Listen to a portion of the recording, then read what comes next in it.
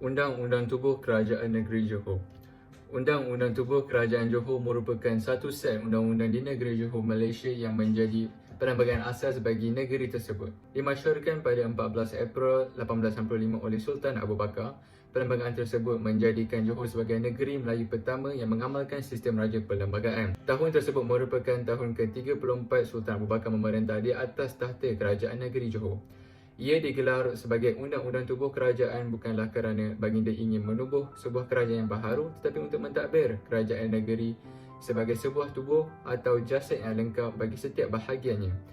Undang-undang ini juga bertujuan untuk membentuk kerajaan demokrasi bagi menggantikan raja berkuasa mutlak, memantapkan sistem pentadbiran serta menghalang British daripada menguasai kerajaan negeri Johor.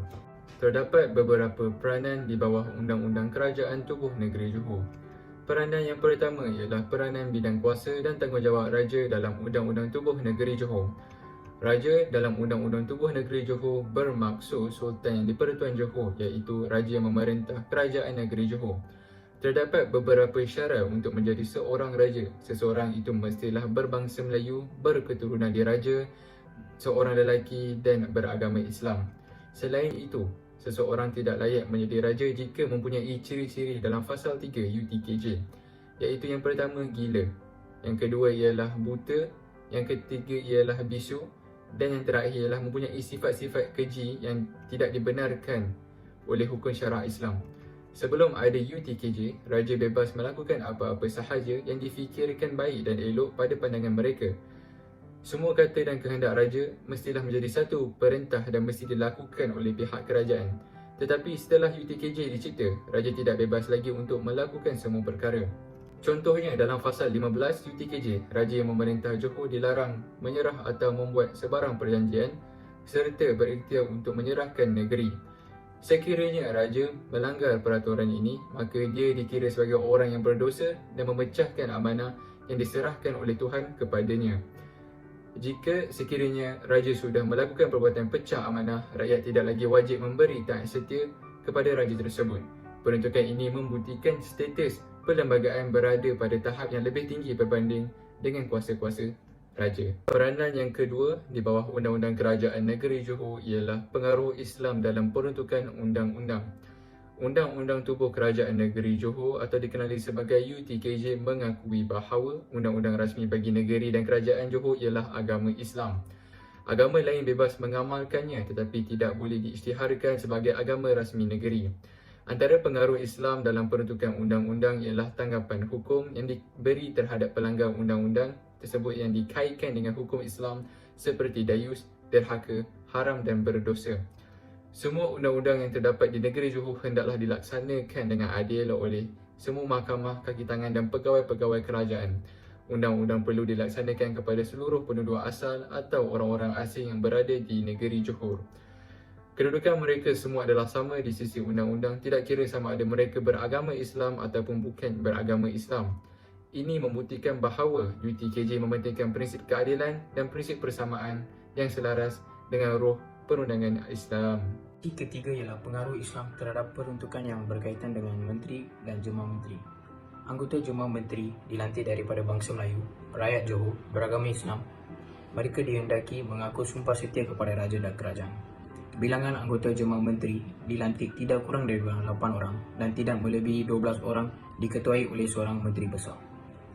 Sultan boleh meminta pandangan dan fikiran anggota jemaah menteri dalam urus pemerintahan negeri. Jemaah menteri bersidang sekurang-kurangnya sekali dalam sebulan kecuali bulan Ramadan. Selain itu, Undang-Undang Tubuh Kerajaan Johor menjelaskan menteri-menteri yang hendak dilantik itu mestilah daripada kalangan bangsa Melayu, rakyat negeri Johor dan beragama Islam boleh dilantik sebagai sultan. Jikalau menteri yang tidak mengikut arahan dan peraturan dan bukan bangsa Melayu, dijelaskan akan dikira sebagai tidak sah.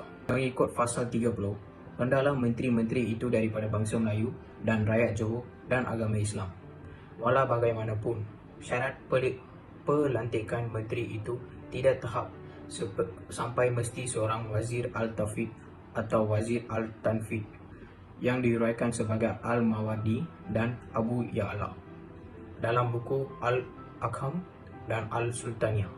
Seterusnya, pengaruh Islam terhadap peruntukan yang Majlis Mesyuarat Kerajaan Johor. Undang-Undang Tubuh Kerajaan Johor menjelaskan bahawa Majlis Mesyuarat Kerajaan Johor adalah berfungsi sebagai badan perundangan yang dianggap sebagai timbalan am kepada kerajaan. Ini bermakna fungsi utama badan tersebut ialah membantu Raja dan Jemaah Menteri dalam urus mentadbir negeri dan menguruskan rakyat. Antara peranan utama Majlis Mesyuarat Kerajaan ialah mengubalkan undang-undang bagi negeri Johor, meminda undang-undang, membetulkan kesilapan undang-undang dan melakukan pelbagai penambahan undang-undang. Undang-Undang Tubuh Kerajaan Johor menjelaskan bahawa ahli Majlis Mesyuarat Kerajaan adalah hak untuk berbuat demikian kecuali bagi undang-undang yang berkaitan dengan agama dan hukum syara. Peruntukan berkaitan agama dan hukum syara dilihat sebagai undang-undang yang bersesuaian dengan kehendakan Islam. Akhirnya, Mesyuarat Kerajaan juga berfungsi sebagai sebuah badan yang memikirkan hal pembukaan dan mengimarkan negeri.